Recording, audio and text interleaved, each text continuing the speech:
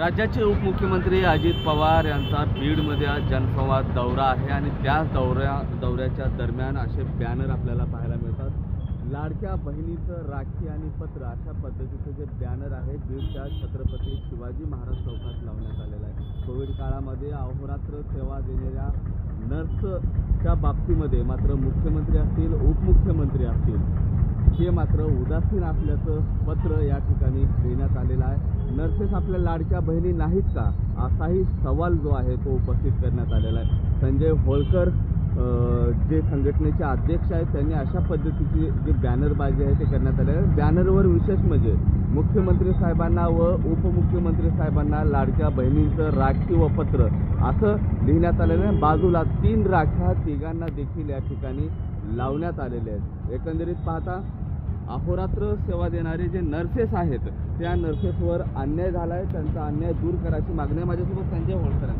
कशामुळे बॅनरबाजी करतात?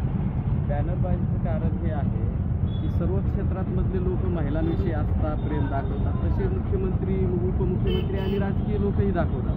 परंतु प्रत्यक्षात मात्र महिलांच्या बाबतीमध्ये काही जर समस्या असतील तर त्याच्यासाठी त्या सोडवण्यासाठी कुणीही पुढे येत नाही। उलट त्यांच्यावर अन्याय झालेला जर दूर होत नसेल मुख्यमंत्र्यांनी आणि दोन्ही उपमुख्यमंत्र्यांनी वारंवार आमच्या अर्जावर आमच्या विनंतीवर 4 आमदारांच्या पत्रांवर शिफारस केलेली आहे की या नर्सेसवरचा अन्याय दूर करा, तरी देखील तो अन्याय दूर होत नाहीये।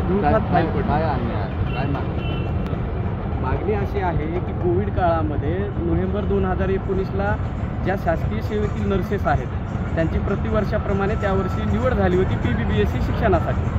मग करोना 2 महिन्यानंतर आल्यावर त्यांना मूळ ठिकाणी येऊन त्यांना त्या ठिकाणी ड्युट्या कराव्या लागल्या, कोरोना रुग्णांची सेवा करावी लागली आणि तरी देखील त्यांना मग अशा ड्युट्या केल्यानंतर प्रतिनियुक्ती देण्याऐवजी त्यांची अध्ययन राज्याग्रह धरलेली आहे। याच्या अगोदर ज्यांनी अशा ड्युट्या केल्या नव्हत्या त्यांना देखील प्रतिनियुक्ती दिली, पण यांना मात्र प्रतिनियुक्ती देण्यासाठी टाळाटाळ होत आहे। म्हणजे एकीकडे ड्युटी करून घेता, अंगावर किट घालून त्या महिला ड्युटी करत असताना त्यांचं प्रशिक्षण चालू होतं ऑनलाईन, कसं करता येईल हे देखील शासनाच्या लक्षात येऊ नये का? तरी देखील त्यांनी आपला कुटुंबाचा आणि आपला जीव धोक्यात घालून त्या ठिकाणी रुग्णसेवा केली आणि त्यांच्यावर तुम्ही अन्याय करताय। दुसरी गोष्ट PBBSc झाल्यानंतर त्यांना आधी प्रमोशन दिलं जात होतं, मग ते प्रमोशन देखील त्यांनी रोखलंय आधिसेविका म्हणून जे प्रमोशन। आता काय मागणी आहे? आता मागणी आहे की या नर्सेसला तुम्ही 2019च्या जी प्रतिनियुक्ती दिलेली नाही ती अध्ययन रजा रद्द करा, प्रतिनियुक्ती द्या आणि ज्या PBBSc झालेल्या आहेत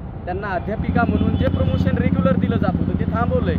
कोर्टाने सांगितलं, शासनाने सांगितलं द्या, तरी ती अधिकारी देत नाहीत। ते प्रमोशन देण्यात यावं आणि अध्ययन रजा ही रद्द करून प्रतिनियुक्तीचे आदेश देण्यात यावे। नक्कीच या सर्व मागण्यासाठी जर बघितलं गेलं तर अशा पद्धतीची जी बॅनरबाजी आहे छत्रपती शिवाजी महाराज चौकात लावलेली आहे। नर्सेस या मुख्यमंत्री आणि उपमुख्यमंत्र्यांच्या लाडक्या बहिणी नाहीत का असा संतप्त सवाल जो आहे तो उपस्थित करण्यात आलेला आहे। कॅमेरा पर्सन अक्षय रडेसह मी महेंद्र कुमार मुधोळकर, TV9 मराठी, बीड।